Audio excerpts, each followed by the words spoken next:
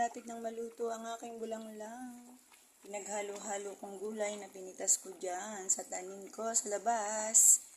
Eggplant, nilagyan ko ng dilis.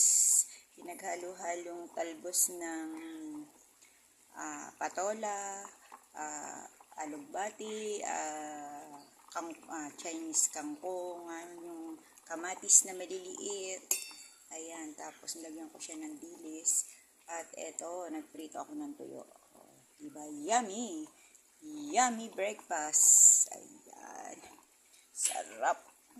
Diba? Kain na tayo. Luto na ang aking bulanglang. At ang aking pritong tuyo. Siguradong pawis-pawis ang kakain. Sige na. At ma-overcook na ay aking